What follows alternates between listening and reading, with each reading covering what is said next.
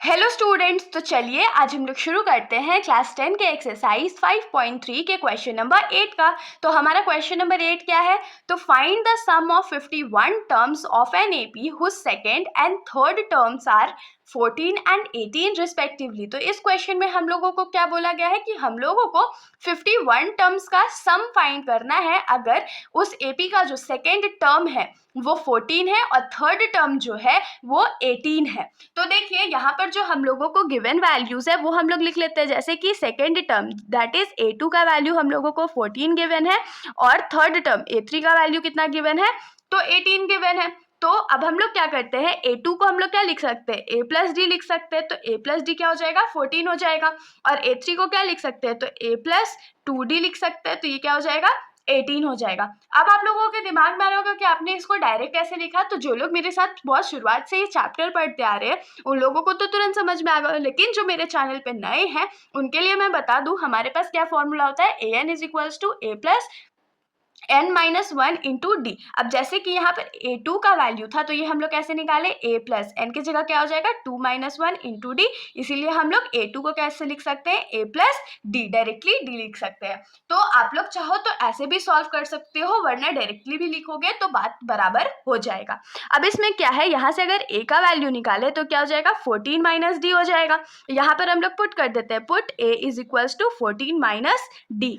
तो ये क्या हो जाएगा, 14 minus d plus 2d is equals to 18 हो जाएगा। तो ये 14 और 2d में से 1d चला जाएगा तो d बचेगा, और ये क्योंकि 2d बड़ा था तो प्लस का साइन इज इक्वल्स टू 18। तो d का वैल्यू क्या आ जाएगा, 18 माइनस 14, जो कि हो जाएगा d का वैल्यू 4। मतलब कि अगर कॉमन डिफरेंस हमारे पास 4 है तो हम लोग a का वैल्यू निकाल सकते हैं। तो अब हम लोग लिखेंगे put d is equals to 4। तो यहाँ पर a इज इक्वल्स टू क्या हो जाएगा, 14 माइनस 4। तो a का वैल्यू क्या आ गया, 10 आ गया। मतलब कि ये जो AP है वो कैसे शुरू होगा, फर्स्ट टर्म उसका 10 है, सेकेंड टर्म उसका 14 है, थर्ड टर्म उसका 18 है, और ऐसे करके ये कंटिन्यू हो रहा है। अब इसमें हम लोगों को क्या बोला है कि हम लोगों को 51st टर्म या 51 टर्म्स का सम फाइंड करना है।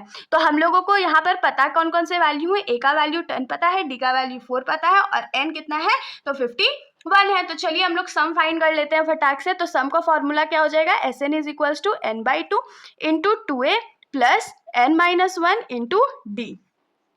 तो S51 इज इक्वल्स टू क्या हो जाएगा, 51 डिवाइडेड बाई 2, और फिर 2 इंटू ए के जगह 10 प्लस 51 माइनस 1 इंटू डी के जगह क्या होगा, 4 होगा। तो ये क्या हो जाएगा, 51 डिवाइडेड बाई 2, 2 10 जा 20 प्लस 51 में से 1 जाएगा तो 50 बचेगा इंटू 4। तो ये क्या हो जाएगा, 51 डिवाइडेड बाई 2, और ये क्या हो जाएगा 20 प्लस 5 4 जा 20 और एक 0। तो इसको हम लोग कैसे लिख सकते हैं, 51 डिवाइडेड बाई 2, और 200 में 20 ऐड करेंगे तो क्या हो जाएगा 220। तो बीच में इन दोनों के कोई साइन नहीं है, मतलब मल्टीप्लाई का साइन है, तो ये 220 हो गया। इन दोनों को कट कर देते हैं तो ये 110 हो गया। मतलब कि अगर हम लोग 51 को 110 से मल्टीप्लाई कर दे तो हम लोगों का S51 का आंसर आ जाएगा। तो चलिए हम लोग 51 को 11 से मल्टीप्लाई कर लेते हैं, और एक 0 जो है उसको हम लोग लास्ट में पुट कर देंगे। तो ये 51 हो जाएगा। तो 1 6 और 5, तो यहाँ पर हम लोगों के पास क्या आ गया, जब हम लोग 51 और 11 को मल्टीप्लाई किए तो 5 6 1 आ गया, और एक 0 हमारे पास था तो एक 0 भी लगा देते हैं। तो यहाँ से हम लोग क्या लिख सकते हैं कि therefore the sum of 51 terms of the AP is 5610। ये हमारा आंसर हो गया। तो इसके साथ हमारा ये जो सॉल्यूशन है यहीं पर ख़त्म हो जाता है। अगर आप लोगों को कोई भी डाउट हो तो आप लोग कमेंट सेक्शन में बेशक पूछ सकते हो, वरना अगर आप लोगों को वीडियो अच्छी लगी तो वीडियो को लाइक कर दीजिएगा, और मेरे चैनल को बिना सब्सक्राइब किए कहीं मत जाइएगा। Thank you.